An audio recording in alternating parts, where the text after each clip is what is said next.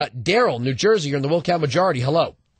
Hey, yeah, I just got a question. Do you think that, generally speaking, you think conservatism necessarily yields better macroeconomic results and better foreign policy? Well, what do you, I mean, conservatism or a free market? Conservatism is a thought process. I mean, a free market is a system. Well, no, I mean, conservatism is basically a framework for creating public policy. It's not just a thought process. It's an ideology to yield public the word policy. liberal no longer means what it used to mean. Meaning, when you say, well, liberals, well, they're not based in liberty.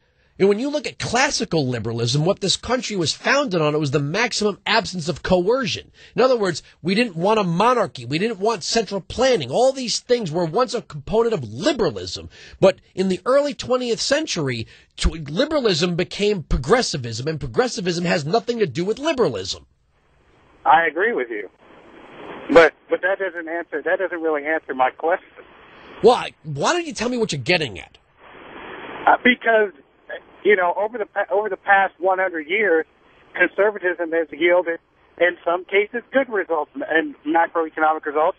In some cases, horrific results. Okay, let's start with, what Airfinger's quote, what horrific result has Airfinger's quote, conservatism delivered? Well, I can tell you one thing, an unregulated derivatives market that was fueled by all these subprime mortgages that banks knew were going to fail, but they wanted them. It wasn't the government that was coercing banks to make these loans. These banks wanted these loans. No, sir. Yes, the government used GSEs to remove the discipline of failure. In other words, the government slid a nice, comfortable safety net under these banks and said, who cares if you fall off the high wire?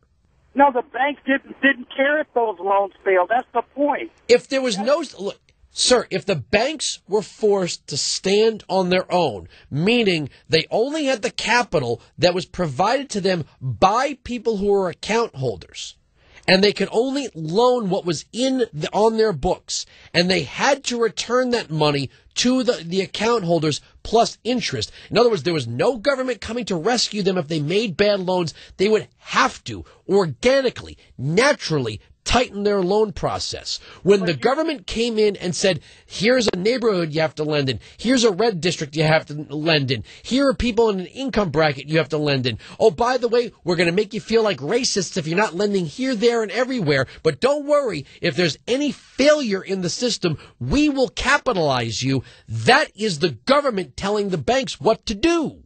See, this is my problem with modern-day conservatism. You completely avoided the issue. The issue is how have I avoided the issue, sir? When the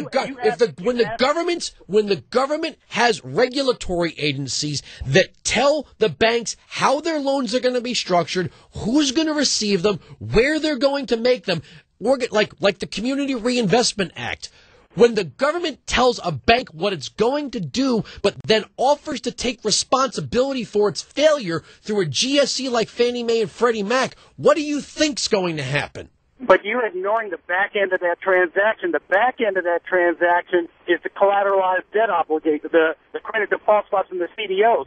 That's the part that you don't want to talk about because it was. But that's not conservatism, sir. I don't support people screwing the American public.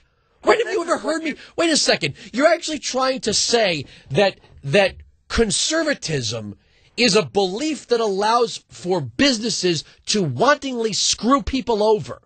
Where the hell do you get that from? What I'm saying is conservatism is built on this framework of deregulation.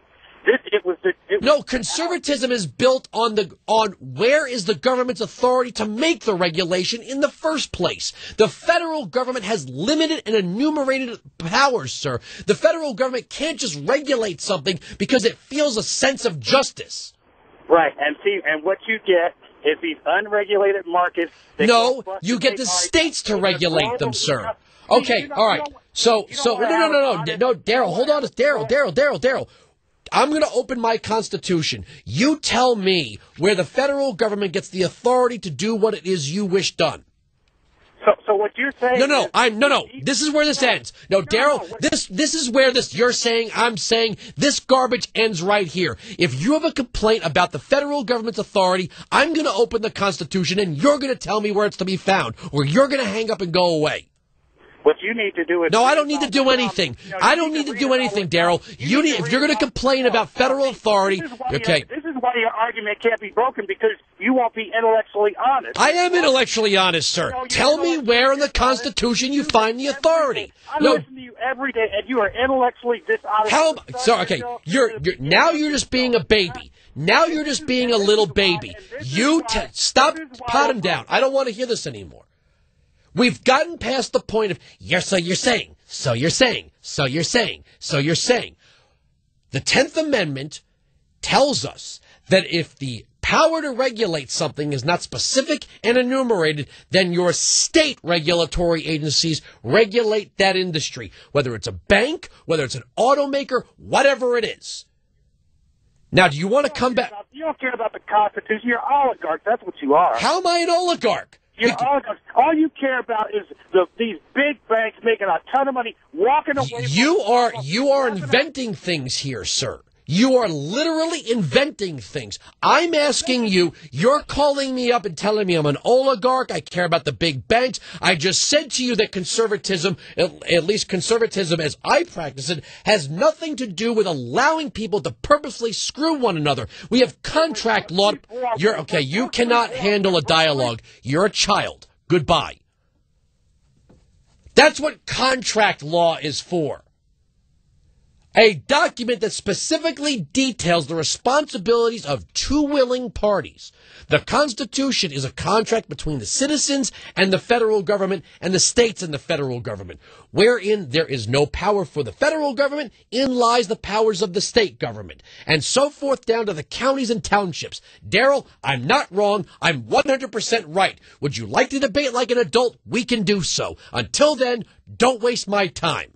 1-866-95-PATRIOT. We are right. They are wrong. That is the end of the story. The arguments on this radio program, Daryl, cannot be broken.